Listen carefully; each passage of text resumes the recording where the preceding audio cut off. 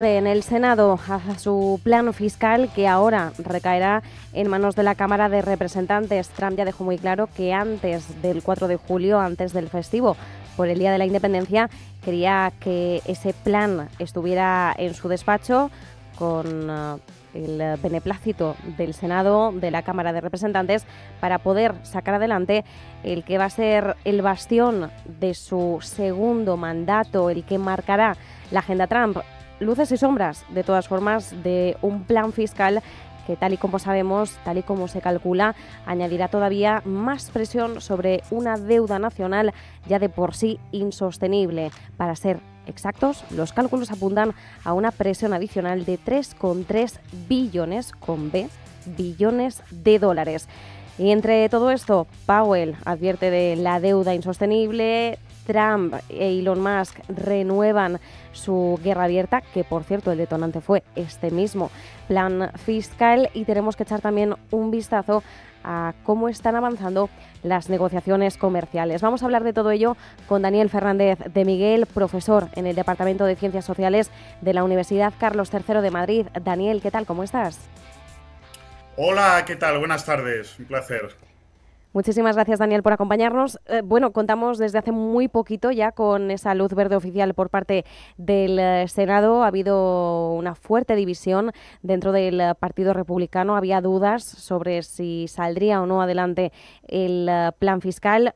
Como decíamos, tiene luces y sombras y, de hecho, se lo ha calificado por parte de quienes critican el plan fiscal como una traición a los ciudadanos, especialmente a los votantes que han depositado su confianza en el Partido Republicano. ¿Es esa la lectura que debemos hacer?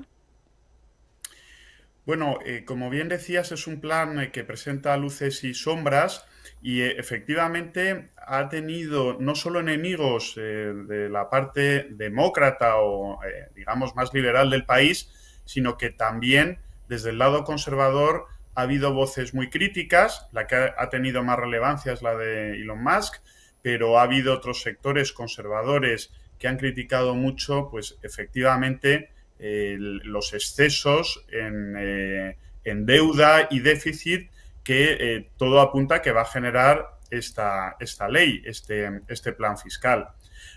Yo me fío mucho de los análisis de la Oficina Presupuestaria del Congreso, que es una entidad técnica, objetiva, partidista, con muy buena reputación. Tiene más de 270 trabajadores a su cargo y hace unos análisis muy rigurosos. Y esa cifra de la que se habla, de entre 2,8 billones, 3,3 billones de déficit adicional que va a provocar en la próxima década este plan, pues no es moco de pavo, es una cifra muy alta y que va a generar grandes problemas a Estados Unidos. Y luego, pues si vamos más al detalle de lo que supone este plan, podemos, yo creo, distinguir entre tres grandes sectores sociales afectados por el plan. Por un lado, hay bastante consenso de que es un buen plan para las rentas más altas y para las grandes empresas. Este mismo análisis que ha realizado la Oficina del Presupuestario del Congreso ha dicho que el 10% de rentas más altas de Estados Unidos van a aumentar en unos $12.000 sus ingresos anuales, no sometidos al fisco.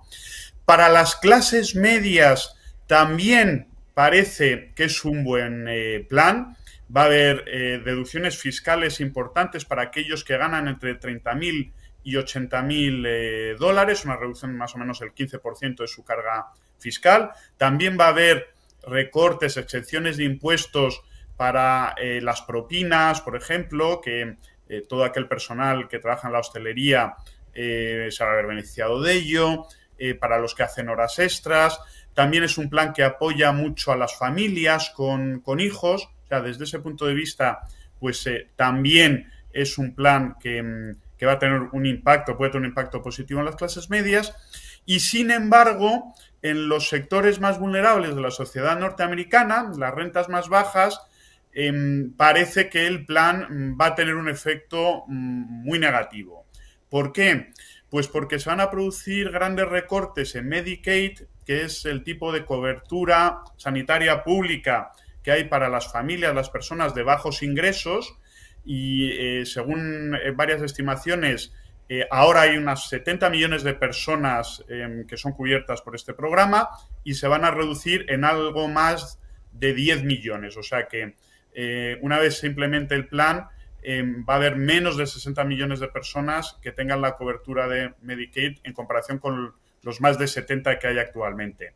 También se va a afectar a los cupones de alimentos, que también, claro, es un mecanismo de alivio para las personas de rentas más bajas, con lo cual, pues todo el mundo está poniendo el foco en que esta parte de la población norteamericana va a ser la más perjudicada por este plan fiscal. Y luego, pues, Elon Musk, por ejemplo, también ha puesto mucho su foco en que es un plan que beneficia a industrias, digamos, en decadencia del pasado, por ejemplo, con esa insistencia en dar incentivos para las marcas automovilísticas norteamericanas, independientemente de si fomenten los coches eléctricos, la eliminación de incentivos fiscales para los sectores que viven de las energías renovables, en fin. Elon Musk y algunos otros críticos de este plan sostienen que en lugar de apostar por las industrias del futuro, como está haciendo China, pues en Estados Unidos, mediante este plan, se van a dar incentivos para industrias que ya no son tan competitivas y que si no fuera por este tipo de subsidios encubiertos, pues no lograrían competir en el escenario global. Un plan muy polémico que ha sido aprobado tanto en la Cámara de Representantes como en el Senado por una mayoría ínfima. Pues en la Cámara de Representantes creo que fueron 215 contra 214, ahora se ha repetido, 51 frente a 49. En fin, un plan verdaderamente polémico y que está lejos de satisfacer, yo creo, a la gran mayoría, y que va a poner en grave riesgo, yo creo, la sostenibilidad de las finanzas públicas norteamericanas en los próximos años. Importante, cuando hacías además la distinción por categorías, por rentas, claro, sabemos que un grueso de los votantes que han impulsado a Donald Trump para volver a la Casa Blanca son, por ejemplo, los habitantes de lo que conocemos el Rust Belt, ¿no? Esa zona industrial por excelencia de Estados Unidos que, bueno, por la propia evolución económica pues ha ido perdiendo dinamismo, actividad, también población a medida que la producción pues ha ido especializando y la industria más tradicional se ha deslocalizado, ¿no?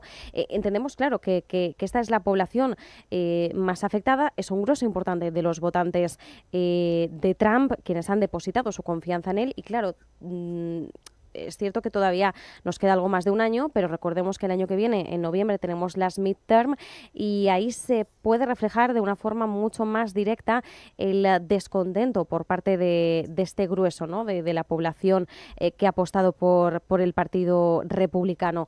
¿Hasta qué punto le podría costar a Trump este plan fiscal, esas midterm o incluso, bueno, ya lo vemos reflejado también en muchas encuestas, un descenso todavía más pronunciado de su popularidad? Bueno, pues yo aquí tengo mis dudas, fíjate, porque en este sentido yo creo que Trump no engaña a nadie. Es decir, su plan fiscal, a su grueso de votantes, a esos trabajadores de clase media, media-baja, blancos fundamentalmente, que se sienten alejados de las grandes dinámicas de creación de riqueza de la globalización, que se sienten ninguneados por aquellas partes del país que sobre todo están en la costa este y oeste, más dinámicas, que más educadas. Y en este sentido yo creo que el plan sí que ha tenido en cuenta claramente cuál es su base y, como ya decía, hay diversas medidas que van a ser beneficiosas para estas clases medias, medias bajas. Donde se van a ver más perjudicados es en las rentas más bajas, en la gente más pobre. Lo que pasa es que ese no es una base muy sólida del trumpismo. Normalmente la gente de rentas más bajas no suele votar ni siquiera. O sea, el sistema político norteamericano yo creo que tiene un cierto problema de integración, porque hay una parte de la población que normalmente es la parte de la población más excluida, la que tiene más dificultades para llegar a fin de mes, los que tienen dificultades para acceder a una vivienda, los que dependen de las ayudas públicas, que realmente son muy pasivos políticamente. En general apoyan más al Partido Demócrata, pero sus niveles de participación electoral es bastante baja. Y en ese sentido yo creo pues que el plan es coherente con lo que ha mantenido siempre Donald Trump y con lo que constituye su principal base social y electoral. Hace unos años, me acuerdo en los años 80, durante el gobierno de Margaret Thatcher en Inglaterra, se puso de moda un concepto que era la sociedad de los 2/3, para referirse cómo había conseguido crear una especie de alianza entre la parte de la población con mayores ingresos y las clases medias, olvidándose un poco del tercio de la sociedad que vivía en peores condiciones y que realmente pues no se contaba mucho con ellos. Y yo creo que ahora se está repitiendo el mismo esquema. Este tipo de población, que además en muchos casos es de origen inmigrante en Estados Unidos, pues no cuenta precisamente con el beneplácito, con la simpatía de Donald Trump y pues claramente también en este plan fiscal son los que salen perdiendo, pero yo creo que electoralmente para él no representan una gran amenaza, porque siempre, y eso ha habido muchos estudios históricos sobre el comportamiento electoral en Estados Unidos, es la parte de la población más abstencionista, está un poco como fuera del sistema, digamos. Pues tomamos nota de ello. Es interesante ver cómo quizás esas rentas mucho más bajas, como bien decías, pues no forman parte de su grueso, no están, de hecho, ni siquiera tan integradas en la vida política o en la propia intención de voto. Ahí vemos, por tanto, cuál puede ser el impacto. Intentamos al menos medir cuál podría ser el impacto entre los votantes por parte de este plan. Por cierto, plan que, como bien has señalado al principio, fue duramente criticado por Elon Musk. De hecho, bueno, pues haciendo alusión al gran y hermoso plan, dijo que era delgado y feo y ha vuelto a atacarlo. De hecho, bueno, podríamos decir que se ha vuelto a encender un poco la guerra, al menos retórica, entre Trump e Elon Musk. Trump, de hecho, bueno, un poco en su estilo, medio en broma, pero medio quién sabe, ha dicho que quizás no podría estudiar incluso la posibilidad de deportar a Elon Musk, que sin dinero público que se puede volver a Sudáfrica. Pero bueno, ¿qué tipo de peso, importancia debemos darle ahora mismo a este tipo de tira y afloja que parece haber entre los dos magnates? No sé si podemos simplemente reducirlo a una lucha de egos, a una mera guerra entre millonarios que han trabajado juntos y bueno, pues que quedan rencillas, o puede formar parte de algo más. Bueno, aquí yo creo que efectivamente hay algo que tiene que ver con su personalidad y carácter. Son dos personas ciertamente con difíciles y con dificultades para tener relaciones un poco duraderas y normales. Y bueno, muchos preveíamos que esto fuera a suceder, es decir, que el binomio, que ese matrimonio de convivencia que parecía imparable cuando consiguió Donald Trump su éxito electoral, muchos pensábamos que no iba a ser muy duradero.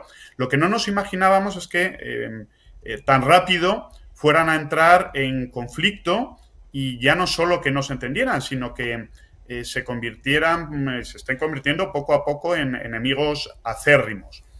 En el caso de Elon Musk, ya ha amenazado con la posibilidad de crear un nuevo partido que le haga la competencia directa a Donald Trump en su electorado, en su base electoral.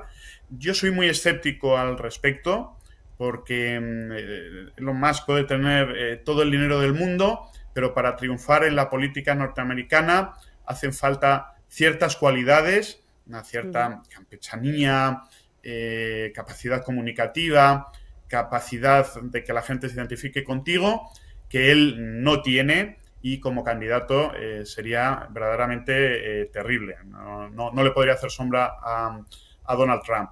Es posible que lo que él decida es crear un partido y él apoyarlo, digamos, entre bastidores, buscar a alguien más competente que él en términos políticos para que le pueda hacer la competencia a Donald Trump.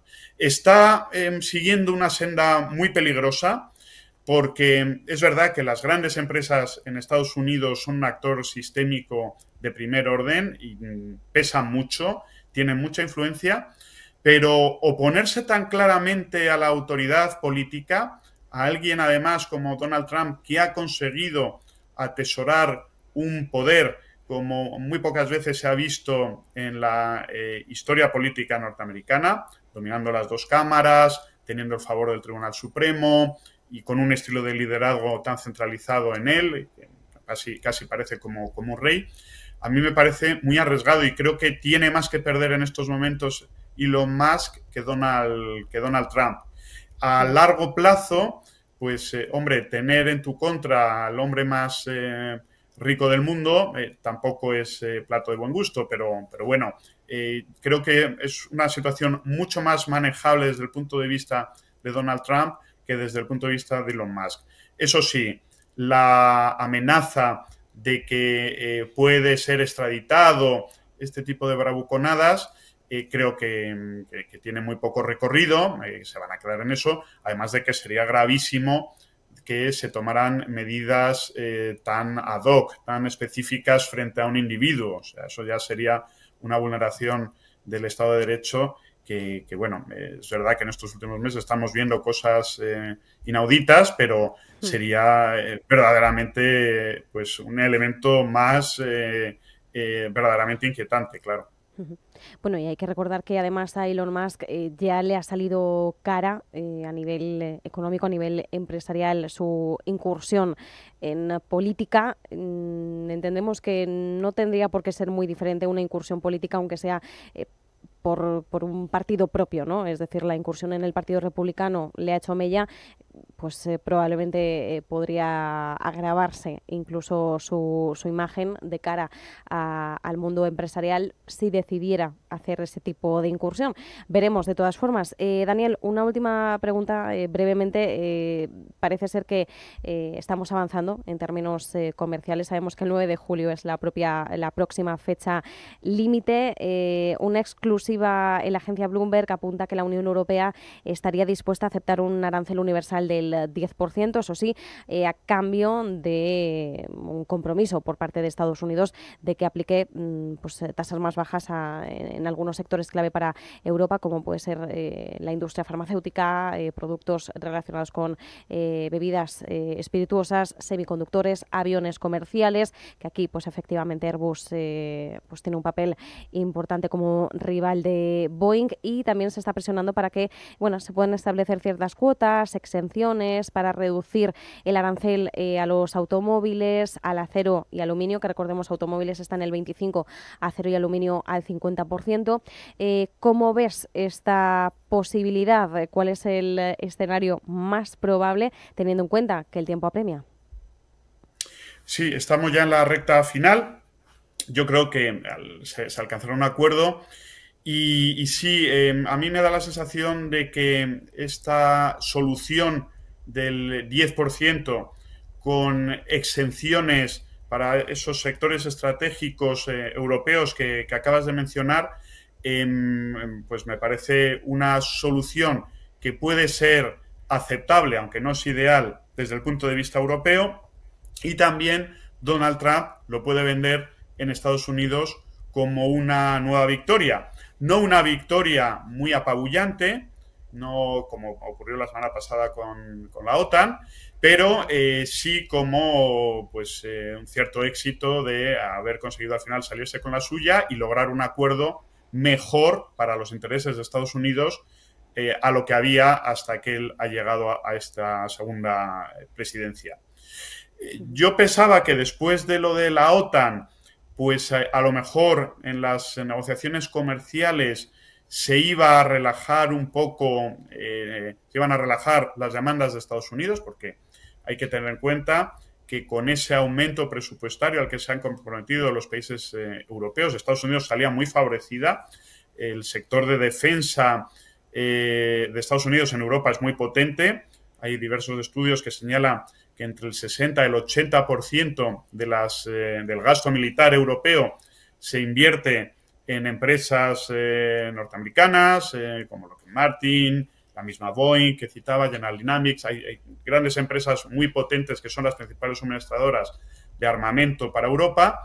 Pero bueno, parece que esta administración norteamericana es insaciable y los europeos pues estamos ahora en una situación no precisamente de fuerza. Ya lo vimos la semana pasada y creo que lo vamos a volver a ver ahora. Esperemos que bueno, pues, sea esta solución del 10% con exenciones a los sectores más estratégicos y esperemos que en el caso español, que por ejemplo tenemos un sector agroalimentario importante en cuanto a exportación de aceite de oliva, por ejemplo, jamón, aceitunas, vino, pues no se vea muy afectado. Queda muy poquito, vamos a ver el resultado de aquí al día 9, a ver qué ocurre, pero sí que parece que vamos a movernos en ese 10% con exenciones.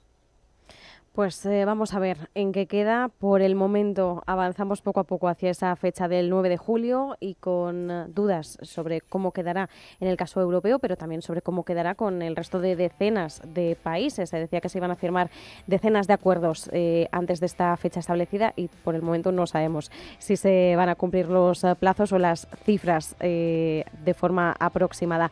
Nos quedamos con este análisis, como siempre, Daniel Fernández de Miguel, profesor en el Departamento de Ciencias Sociales de la Universidad Carlos III de Madrid. Muchísimas gracias. Un abrazo. Muchas gracias. Un fuerte abrazo.